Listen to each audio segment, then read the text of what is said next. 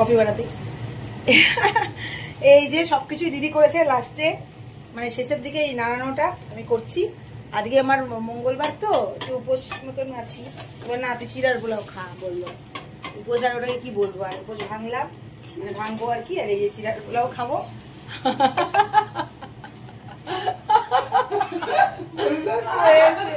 এই যে কফি হচ্ছে, এই যে হাসতে হাসতে চলে গেল, মনে হয় কিছু ভুল বলে ফেলেছি, সরি সরি।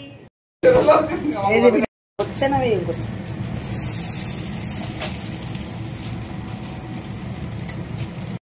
এই একটাই রান্না ভালো করে পারে, চিড়ার পোলাও। তাও একটা হচ্ছে পটলাক পার্টি করেছিল, সেখানে ওকে বলেছি চিড়ার পোলাও নিয়ে যাও, কে নাকি বার বলে শক্ত চিড়ার পোলাও খাইয়েছে।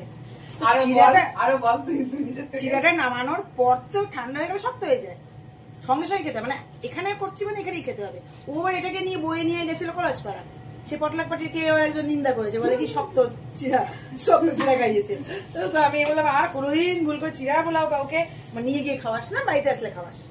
এই হলো গল্প, তো সাথে থাকুন। সেটা তো তুই বলেছিলি বলেই করেছিলাম। সে আমি বলেছিলাম আমার তো চিড়ার পোলাও ভালো লাগে, কি তখন শক্ত হয়ে যায়, তো কি করবো। কিন্তু আমার ভালো লেগেছিল, যে বলেছে তার হয়তো ভালো লাগে, তার হাতে হয়তো ভালো ভালো রান্না হয়, সে হয়তো পছন্দ হয়নি তার, তাই সে বলেছে। বাকিদের ভালো লেগেছিল, সে বাদ দিই। এবং সে খালি পরবর্তীতে জানলাম সে সবারটাই বলেছে, কার নাকি বিরিয়ানি নিয়ে গেছে, তার বিরিয়ানিটাও বলে খারাপ হয়েছে, একের জন্য একটা খারাপ হয়েছে বের করেছে। তারপরে অসুবিধা নেই, পোস্ত আমি করবোই, এটা পোস্ত আমি করবোই।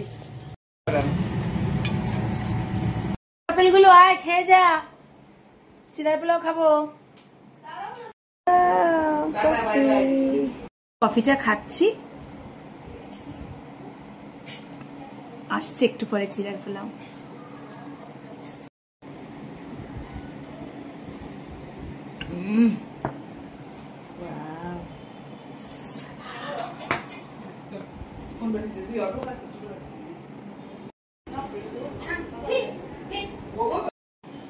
হয় বা পছন্দ হয় নাকি দেখিয়েছি না, তারপরে চেঞ্জ করতে হবে।